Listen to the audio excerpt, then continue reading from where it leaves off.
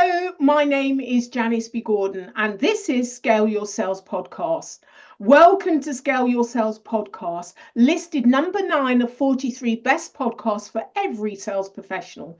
I am Janice B. Gordon, the customer growth expert, recommended by LinkedIn Sales as one of 15 innovative influencers to follow.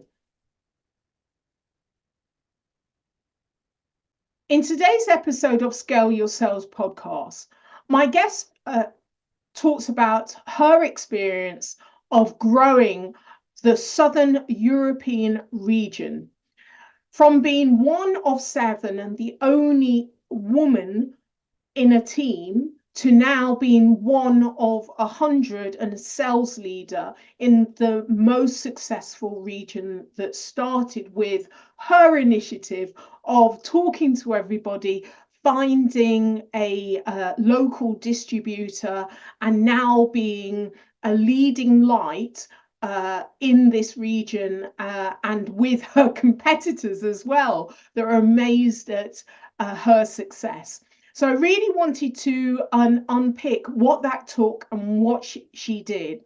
She's an incredible advocate for diversity and women in sales. So you're going to love this conversation.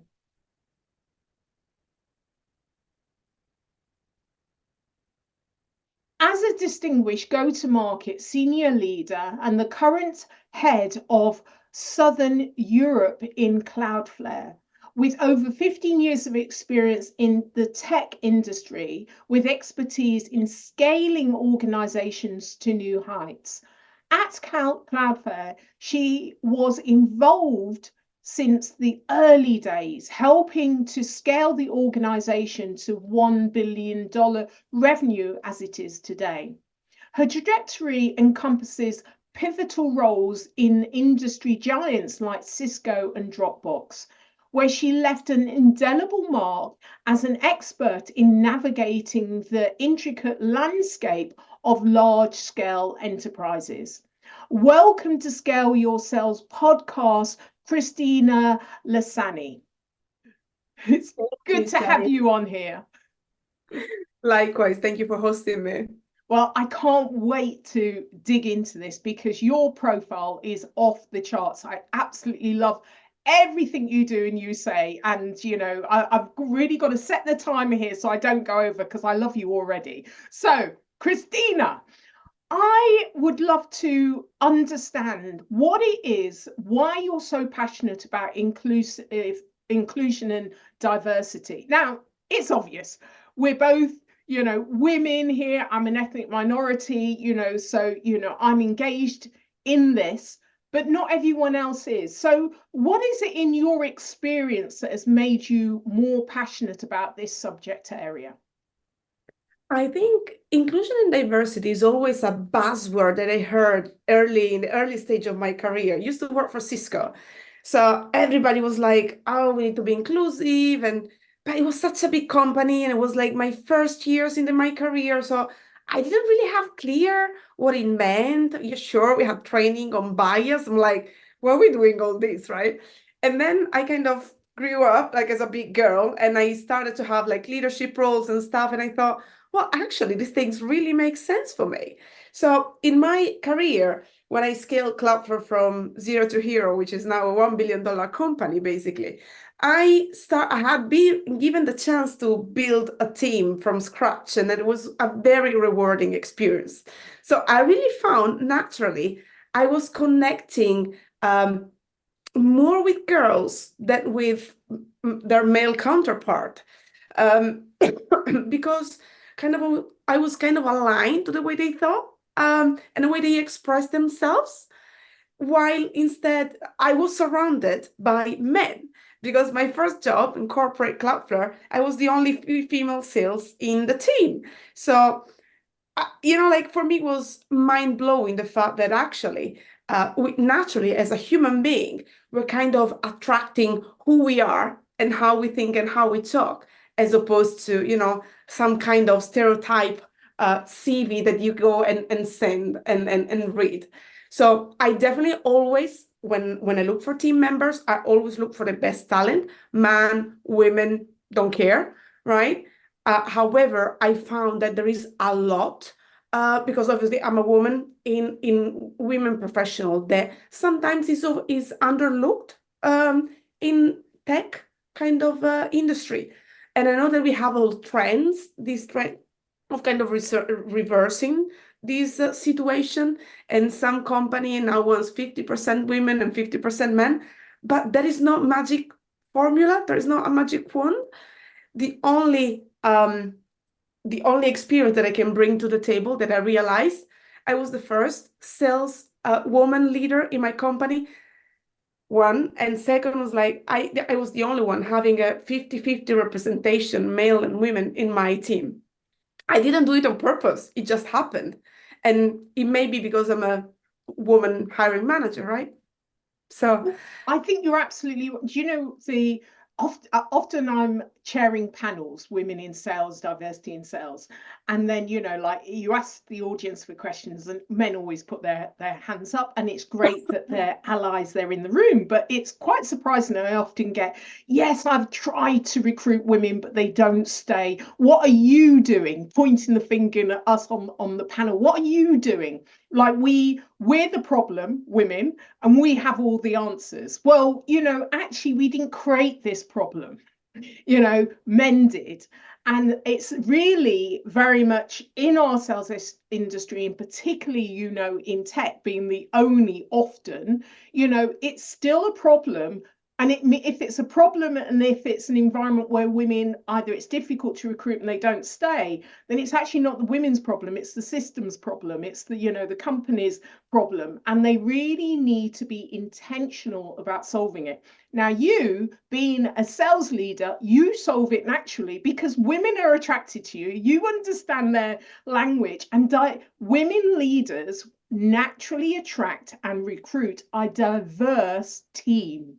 So I said to the gentleman, the easiest thing that you can do, which is not the easy thing, is to recruit a female sales leader. She will then recruit a diverse team. And I say that to lots of CEOs. And you're living proof of that. It's easier for you to recruit a diverse workforce of people. I think what's missing sometimes is the understanding of why diversity is good. So it's not just, we're all nice people. Of course we are. But actually, we also need to make our revenue goals and target and growth targets and whatever else, right? So as you said, I'm a living proof because my team has been the fastest growing region for the last 3 or 4 years, for as long as I've had that team here at Cloudflare. And if I look at what we've done, well, I was the only one with a 50-50 split between women and male representation. So, I mean, I don't think I'm I'm better than anyone else, but maybe we've done something better, which is, as you said, having a women sales leader leading the Well, strategy. Cristina, I think you're better than anyone else. That's that's why I've been so excited to talk to you. And I found a really interesting stat from AMANY, and it was that from the buyer's point of view, which is what this is all about, really, why we're doing this. From a buyer's point of view, there's a higher majority of women buyers, female buyers, that are below the age of 30, particularly 25. But currently, 75% of male buyers will buy over 100 in B2B space, over £100,000 worth of services, products, goods. So then that tells us within 5 to 10 years, the majority of our buyers in the B2B space are going to be this 25-year-old that's growing up in that space, are going to be female buyers. Now, if your workforce, the people selling to those buyers, do not reflect, like you've just said, you could speak the same language, understand the women that you're recruiting. You don't have to interpret it. So it's exactly the same in the buying relationship as well. It's like, oh, I get this person. I like this, but it's going to be so much easier to sell if your sales force reflects your buying. So we've got to look forward in the future, not only what it looks like now, but what it looks like in the future, and make sure we're gearing up towards that. I think it's an interesting stats because I think at the moment we are suffering from the other way around, right? So I'm going to break here the news, but sometimes for ladies in specific markets, for them it's tougher to sell because they don't have or they don't have the same credibility as their male counterpart of. Uh, is whether because it's age, whether because the way they speak, the tone of their voice, or like sometimes girls go up with a voice. And somebody told me, it's like you're asking a question. I'm like, "You're asking a question, it's just the way I speak, right?" So there is a lot of benefit for companies, for teams, for everyone to have women involved in this buying and sales cycle, where even for companies, right? Because women are naturally more collaborative because we do this for a living. We are mothers. We are the glue of the family, right? This is our instinct and our nature. We'll definitely always do what's best for the company, even before our own interests sometimes. And I see this with women that are in my team as well, right? And this is going to be transformational because it will boost our economy and will boost, the career for young women that aspire to very high position that sometimes in some industries we don't have much representation of. Yeah, yeah. Well, this is why you're the author of the podcast, Help Mentor IT. So tell me more about that. Fantastic. So I started this for me, it was a little project, right? When I started, and I thought, what would I do that really makes me happy in parallel with my job that makes me happy, but helping others makes me more happy. And this leadership journey in trying to create an environment that was more inclusive and diverse, I thought, how can I help others to achieve what I achieved so far? And because when I started my career, I didn't think it was possible, right? I thought sales leaders was like some kind of gods that were living in the Olympus. So I thought, I'm trying to inspire with this podcast other women or allies, to be honest with you, that maybe think that some careers are not accessible to them, whether because they don't have the right background, they don't come from the right school, they don't have the same skin color. Like it's all about breaking that glass ceiling. And in order to do so, I think we have fantastic example from the US, but Europe is much more different. So I have discovered that I have a great connection of amazing women analyzing in my kind of repertoire. And I thought, why don't we kind of mingle together and kind of tell our experience and our fears. So I think the keys of this podcast is for people really to be their natural self and bring their own challenges in a very authentic way to the audience so that the audience can see them reflected. I'm very fond of being authentic in leadership, in life, that attracts so much more customers, people, connection. And I think it's really forged strong relationship, which is at the base of our lives, really. Yes, it's fantastic, fantastic.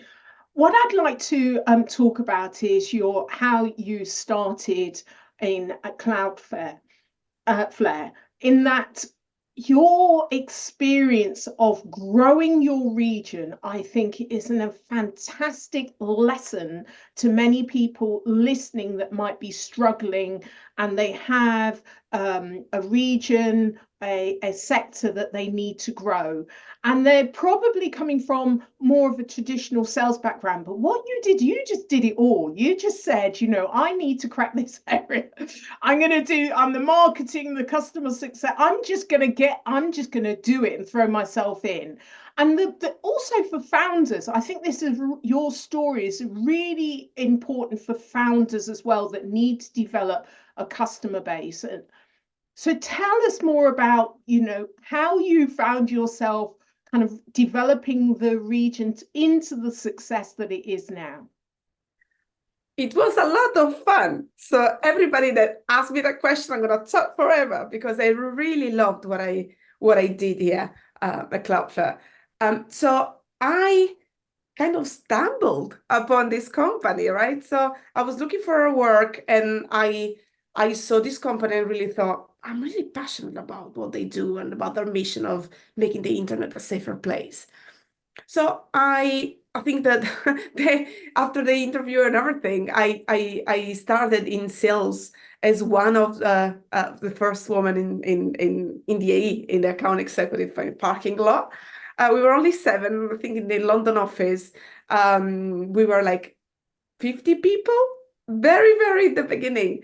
And I remember that I got hired because of of course, of my knowledge in cybersecurity and technology, but also because I speak Italian and Spanish fluently, being Italian natively. Um, and there was not a single inbound lead from Spain or Italy. They didn't know what we were doing. They thought we were like, other competitors. Like they mistake their name. I don't want to make publicity, unwanted publicity to others, but.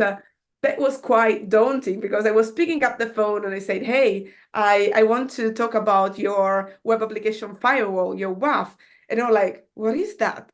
And I'm like, "What am I doing here?" So it was quite fun, right? I mean, it sounds weird, but for me, it was really a mission of picking my battles, really having a mature approach and consistent approach, and develop a strategy from scratch because there was nothing like that. There were the inside sales team was like 2 or 3 people, same as customer success manager back then. We have a channel manager for the whole of EMEA. So it was like being again at school, right? It was fun because we all had to learn from each other, but each market was different. We had to find a way to sell from. I was based in London, so based in London and sell to Italy and Spain. That was a very, very therapeutic experience, I have to say, because sometimes it becomes frustrating and you still have your revenue growth to hit. So I remember literally going to trade shows and going to see customers live, and they were looking at me like, "Oh, you like, what is your company doing again? You don't have an office here. Who are you?" But then I kind of developed this go-getter attitude that was always in me, but I didn't know it was so strong. And I literally asked everybody in the room, right? Who do I need to talk to in order for them to have like a local presence and help me to expand my customer relationship and add more credibility to what I do and to my company?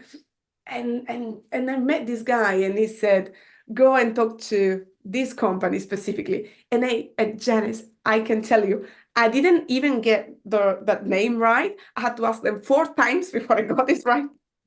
So it was like quite exhilarating, but it was so key to have that support network and find that support network that could help me through and break all the records in sales back then. And I have to say that the distribution agreement that we forged back then, 7 years ago, is still our distributor for the region here at Cloudflare. So it was an amazing relationship that allowed us to help on that journey of $1 billion company that we are now. And this is what may grow the team up to more than 100 people that I have. And it has been transformational. So let me kind of pick some of the great points that you made here. I mean, there was a challenge in that you were not in the region and you didn't have local partners. So you put yourself about and you spoke to everyone, said, who do I need to speak to? So it's actually potential customers were giving you their trusted partners, people that they knew and they trusted for you to go and talk to. So actually your network expanded from you that base of people. So you were almost kind of like borrowing the trusted knowledge of people by just asking everyone and anybody. And then really interesting, through that process, you found a trusted partner, your distributor that's 7 years later has helped you to grow. So I think it's really interesting that often you have to really put yourself everywhere and anywhere in order to find that stream, your sweet spot, and talk to everybody. So there's one thing, you kind of found a sweet spot, an area that other competitors weren't dealing with. So tell me about how that came about as well. Because often when we start in business, we're doing everything for everybody, aren't we? But you found a stream, a niche, didn't you? Yeah, that's absolutely right, Janice. I think you can win all the battles, and by getting no's, you understand what you can and what you cannot do. But I think asking opinions and feedback, having somebody that can tell you before you fail too many times, right, can really help and accelerate that growth or speed that you need to anchor for meeting your revenue growth target and exceed them, apparently. So I think again, I don't want to make names, but there was like a big established company that have sold what Cloudflare was selling back then, which was just a bunch of product, to be honest with you. In the local market, they had local offices, they have a great kind of customer base. And I think, I said, okay, where is the sweet spot for me? Maybe it's where they are not present. And then I started, getting successes over successes over successes, refining my page, understand, what others were doing, and together with these partners, I think we got to a point where I basically didn't have to outbound anymore. Customers were just referring me to the next customer and to the next customers, and we started growing this. I call it Cloudflare family, but it's my family because they bought from me and from my connections and through the hard work that we did. And I think that really did the trick. So I made a name for myself as well as for my company, but ultimately people buy from people, they don't buy from company. And it's so funny. I now have friends in this big established competitor we have in the country that told me, "You've done it so well. How did you do it?" So that was amazing because when I was going to trade shows, they didn't even want to look at me. Like, you're like niche vendor, like what you do, like we are much better. So it's been very rewarding, very rewarding. I think the key for me was always trying to help the customer, trying to understand their priorities, and that really helped me in what I call the customer journey. That was always top of mind, and that So really been. going back to like our first discussion, was there, being a female sales leader and the certain strengths, and you talked about in the way that kind of we nurture, do you think that that accounted for some of your success? The fact that you were female in sales and, what was it about that you now have these great relationships, not only in the competitors, but obviously with your customers? It's interesting because specifically Southern Europe, but not only Southern Europe, like sometimes Eastern Europe and Middle East, it's a very manly dominated world. So clearly I stand out. Look at my pink jacket. Who wears a pink jacket, right? So that's the first. But I didn't used to leave it as an advantage. And now I think I do because I changed my mind. And I think there is um, a great skill set that comes from being a mother and being a woman. It helps you to solve problems. It helps you to be trying to understand the other party instead of trying to impose yourself. Have you ever tried to impose yourself on a 2 years old kid? It's not going to go well. So, and trying to kind of getting around obstacles. I think I developed, I've always had it because I'm an engineering by brand, but I foster even further my ability to work around obstacles. And I think people really appreciate that because a typical seller go like, okay, this is my product, buy it, buy it, buy it. I was like, okay, why don't you want to buy my product? Or what can I do for you that can help you in selling this into above? Or, and I think it's all about this relationship that is the most powerful skill set that you can have, especially when you work B2B, but also B2C, but specifically with human being. I think empathy brings you a long way. I think is curiosity, listening. If you compound this all together, and this is what I learned in my career, right? And I think it can bring you a long way. And I think for the first time, perhaps because the established competitor was so, always in their face, they found somebody that really wanted to get stuck in their story and really wanted to help their business to grow. they really appreciated that. And that's Yeah. how I started my successes, I think. Love it. So now you've had the success and you now need to build your team. So, how do you know you've got the right people in the right seat? Knowing what created success for you, do you try and replicate that again, or are there particular things that you're looking for? So I think there is not a magic formula to build like a successful team. I think it's a journey for you and for the team itself. So I think you can look for specific traits, but at the end of the day, an interview is, what is it, half an hour conversation, 1 hour conversation at most. And then you have really to trust your instinct and your kind of experience when it comes to building your team, scaling your team, and nurture them and make them flourish. I think there is a mixture of components that you can look at, but at the end of the day, as I said, you really need to inspire them. You really need to constantly communicate with them. You really need to listen to them, trust them. And this is a two-way relationship, right? So I am as successful as my team is. That's for me, it's a key, right? So I'm really trying to coach them and make sure that I give to everyone what they really need in order to succeed. Some people need more hand-holding, some other people are greater to solve problems. So I think the job of a leader is really trying to nurture talent and foster their area where they're already strong. And at the end of the day, it's the process of making sure that everything is fine, also from a personal perspective, and make sure that they are happy to be there. And of course, in my team over the years, I've got rotation, personal rotation. It's completely normal, obviously, but I think it's also natural and positive, because you don't want to keep people that don't want to be there where they are. People needs to be happy, and that's the most important thing. So now I have a team where, as far as I know, everybody is very happy to be there, and we're there for each other. We really want to help each other and help the customer, and that's a really our mission. Our mission is, of course, we have a job which is obviously making the revenue growth, but our job is to help customer. And I think when we share the same vision and we are aligned on the same strategy, I think the team will be naturally successful. Yeah, yeah.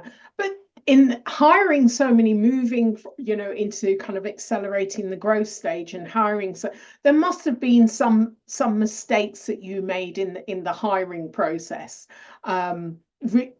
Trusting your gut instincts, or like looking at a CV and thinking, past performance, and then realizing that's not an indicator of future. What are some of the experience you've had, or what didn't work, or like coaching someone realizing they're not coachable? So that's a tough question. Of course, I've had hiring mistakes, some self-imposed, self-inflicted, sorry, Yeah. some other that been given to me. Yeah. Clearly, you cannot control always everything. I think it's good to accept what I learned. What my good friend said to me is accept that you cannot control everything. That's lesson number one that I've got. And the other one is make sure that you invest time where you can add value. So when I had those mistakes in hiring, I was strange. Like, for me, it was like my failure. This person is not successful because I'm not a good manager. And I was listening to some podcast about leadership. They were like, we are like in the Marine Corps. If soldier die because the manager is not good, and I'm like, oh my God, I'm letting people die metaphorically, right? And then I'm not a Marine. And there is only so much I can do to help if the person doesn't want to be helped or the person is not up to the task. And sometimes it happens because they are not mature enough. Sometimes it happens because they're not interested. Sometimes it's because they're doing this job and it's not their first choice. And there is only so much you can do to help. So what I learned is that in the journey, like, understand early on what works and what doesn't work, and what person is up to the task and who is not, and take tough decision earlier. Otherwise, you keep, this training process is for both parties, because the person that is not doing a good job for sure is not going to be happy. No. And I'm not happy because I'm trying to save everyone, right? And I have to accept that I cannot. So even though we're all powerful women and amazing women, there are some things that cannot be changed, because it takes two to change a relationship. And I think that's really insightful that, and I really love that, focus on the things that's going to have the biggest impact, and also fail fast. There is a tool that I use with sales leaders and CEOs that it's been collecting data for the last kind of 30 years on what is great salespeople across different regions and industries. So you're able to benchmark even before recruiting. Is this person coachable? The words that you use, coachable. Many of the things that make sales success are intrinsic. So, like interviews and CVs, it's not going to come out in that. And so, are they coachable? Do they listen over talking? Empathy. Do they have the will to sell, the drive, the resilience? All of these things are really important. And as we know, salespeople are very good at selling themselves, but it doesn't mean past performance an indicator of future. So it's so difficult recruiting, and there isn't a sales leader that hasn't made a mistake. And that's why, I really promote this tool to get rid of all of that. They're either recommended or they're not, based on this assessment. Now it's down to you to do the interview, and you get the coaching notes and all of that. So it makes it so much easier, because it's so costly in terms of time and money, to bring someone in, and the impact on the team and all. We need to stop doing that. So, I thought it was really interesting that you use those kind of important words, curiosity, empathy, all the things that are very important, but also very difficult to kind of nail down. And so I really want to kind of ask you, because I'm going to have to get you on again. There's so many questions that I've got, and I haven't even got anywhere near them, and we're kind of already over time. So let me just kind of wrap up, and I'm definitely having you back on again. So who is your hero or shiro? Who is my hero or shiro? I think there are so many of them, and not necessarily are famous people or people that are like leading or stuff. I think if you want me to mention a famous one, for me, Serena Williams, like, she's unbelievable. I'm sure I'm not the only one saying that, but because now, sales and sports, they go together all the time. But also, why Serena Williams, maybe I should explain. For me, like, she's the symbol of somebody that doesn't give up. And against all the odds, she keeps winning and winning and winning again. There was an advert about Nike where basically she talks about, they call me crazy, right? Like, there are like different kind of scenes where she was like angry and she smashed the rackets on the floor, and she's like, they tell you that you're angry, they tell you, but I don't know, they judge you, whatever. She also used other words. But basically, she ends the ads, and she said, show them what crazy can do.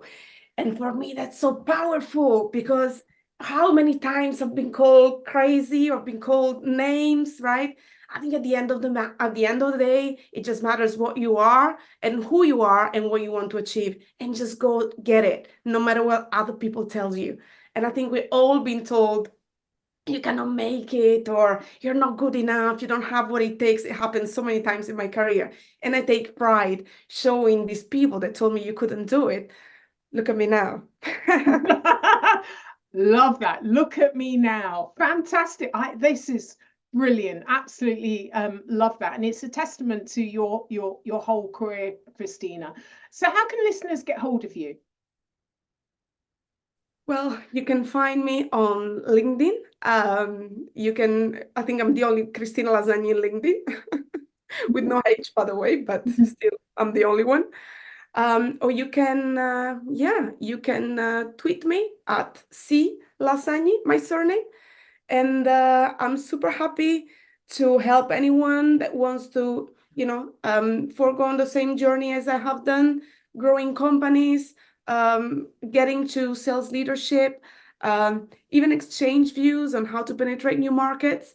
I'm passionate about that. Inclusion and diversity is definitely a good topic for me. I can help brainstorming about how to achieve more of that, and how to attract women and diverse talents in the workplace. Be happy to talk about all the above. Excellent. Thank you so much, Cristina Lasagni, for being a guest on Scale Your Sales podcast. It's been an absolute pleasure.